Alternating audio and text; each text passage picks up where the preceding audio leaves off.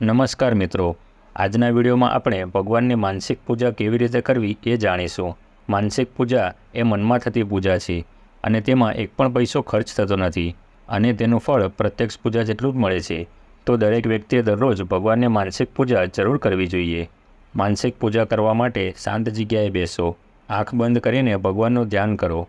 મનમાં વિચારો કે જમણી બાજુ એક સોનાનો બાજટ છે, તેના પર બધી સામગ્રી મૂકેલી છે, ભગવાન સામે ઊભા છે।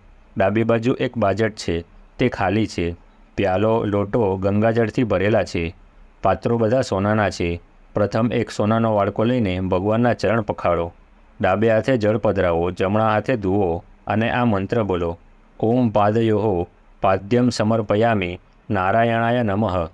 જે થાળીમાં ચરણોનું જળ પડે છે તેને ડાબી બાજુ મૂકીને હાથ ધોઈ નાખો, પછી બીજો વાડકો હાથમાં લો, તે ભગવાનને અર્ધ્ય આપવા માટે છે। ભગવાન અંજલિ પહોળી કરે છે, આપણા બંને હાથથી જળ તેમની અંજલિમાં આ મંત્ર બોલીને આપો, ઓમ હસ્તયોર્ધર્ય સમર્પયામિ નારાયણાય નમઃ। પછી ભગવાનને આચમન કરાવો, આ મંત્ર બોલો, ઓમ આચમનિયમ સમર્પયામિ નારાયણાય નમઃ।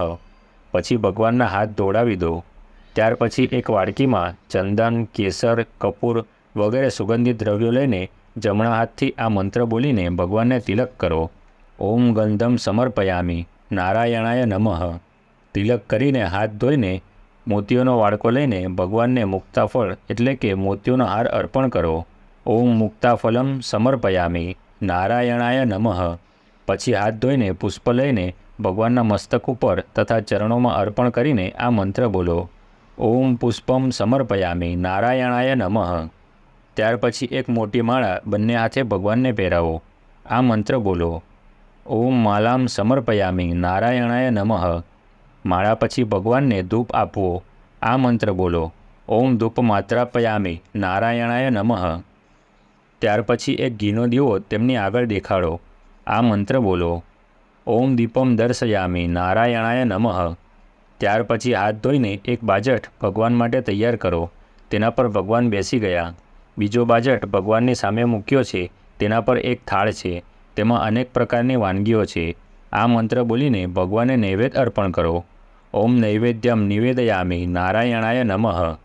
ભગવાન પ્રેમમાં મુગ્ધ થઈ ગયા, એટલા આનંદમાં આવી ગયા કે ખાઈ જ શકતા નથી। થોડું જમ્યા પછી તે થાળીને ડાબી બાજુ મૂકીને ભગવાનને આચમન કરાવો અને આ મંત્ર બોલો, ઓમ આચમનીયમ જલમ સમર્પયામિ નારાયણાય નમઃ। પછી બાજટ ધોઈને પોતાના હાથ ધોઈ લેવા। ત્યાર પછી એક થાળીમાં ઋતુફળ મૂકીને ભગવાનની સામે પધરાવો, ભગવાનને ભોગ ધરાવવાનો મંત્ર બોલો, ઓમ ઋતુફલાની સમર્પયામિ નારાયણાય નમઃ। પછી ભગવાનને આચમન કરાવો, આ મંત્ર બોલો, ઓમ આચમનિયમ જલમ સમર્પયામિ નારાયણાય નમઃ। ત્યાર પછી હાથ ધોઈને ભગવાનને પાન, સોપારી, લવિંગ, ઇલાયચી વગેરે અર્પણ કરો, આ મંત્ર બોલો, ઓમ પૂગીફલ સહિતમ તાંબૂલમ સમર્પયામિ નારાયણાય નમઃ।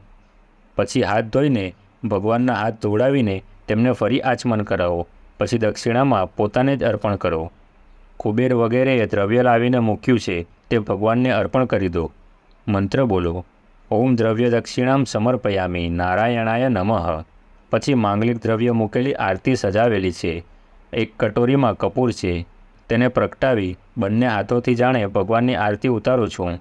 ભગવાન મુગ્ધ થઈ રહ્યા છે, ત્યાર પછી ભગવાનને સાષ્ટાંગ પ્રણામ કરવા, ત્યાર પછી પુષ્પાંજલિ આપવી, પછી ભગવાનની 4 પ્રદક્ષિણા કરવી, ભગવાનનો મુખારવિંદ જાણે મને દેખાઈ રહ્યો છે, ત્યાર પછી ભગવાનની સ્તુતિ કરવી, પરમ બ્રહ્મ પરમ ધામ પવિત્રમ પરમમ ભવાન પુરુષમ શાશ્વતમ દિવ્યમાદિ દેવમજમ વિભુમ। બીજા પણ બધા દેવતાઓ, ઋષિઓ અને અમે બધા જાણે સ્તુતિ ગાઈ રહ્યા છીએ, ત્વમેવ માતા ચ પિતા ત્વમેવ ત્વમેવ બંધુસ્વ સખા ત્વમેવ ત્વમેવ વિદ્યાદ્વરિણમ ત્વમેવ ત્વમેવ સર્વમ મમ દેવ દેવ। આ પ્રમાણે નાના પ્રકારના શ્લોકોથી અમે સ્તુતિ ગાઈ રહ્યા છીએ। હે નાથ, હે પ્રભુ, આપ જ આ સંસારના ઉપાદાન કારણ છો, આપ જ નિમિત્ત કારણ છો।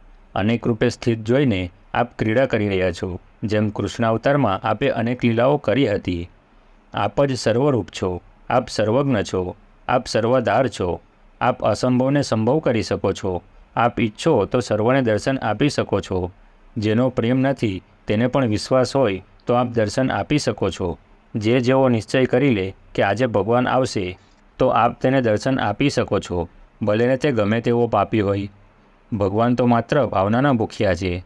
આ પ્રમાણે ભગવાનના ધ્યાનમાં મસ્ત થઈને પૂજા કરીને ધ્યાન અવશ્ય કરવું. આજે શાંતિ આનંદ પ્રતીત થાય છે એ ભગવાનનો નિરાકાર સ્વરૂપ છે.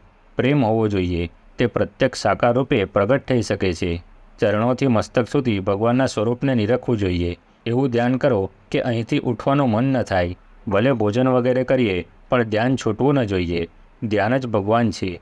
એમનાથી શ્રેષ્ઠ વસ્તુ બીજી કોઈ છે જ નહીં. પૂર્ણ આનંદ, ધન આનંદ, ધ્રુવ આનંદ, બોધ આનંદ, અચિંત્ય આનંદ. આ પ્રમાણે ભગવાનની પૂજા કરીને જે પ્રસાદ છે તે બધાને આપવો. પછી બધાને આચમન કરાવવું. પછી બધા મળીને ભગવાનના નામ અને ગુણોનું કીર્તન કરે. બધા ધ્યાનમાં મસ્ત છે. બધાના શરીરમાં અદ્ભુત જાગૃતિ છે. ધ્યાન સિવાય કોઈ વાત નથી. વાણીથી વારંવાર કીર્તન અને મનથી ધ્યાન કરો. ભગવાન આ બધું જોઈ જોઈને પ્રસન્ન થઈ રહ્યા છે. આ પ્રમાણે ધ્યાન ચાલુ રાખો. એમાં વ્યવધાન થાય તો ભગવાનને પ્રાર્થના કરશો તો ધ્યાન લાગી જશે. ધ્યાનના નશામાં ડૂબેલા રહો. ભગવાન સિવાય બધું ભૂલી જાઓ. આ રીતે દરરોજ માનસિક પૂજા કરીને તમે પોતાનું કલ્યાણ કરી શકો છો.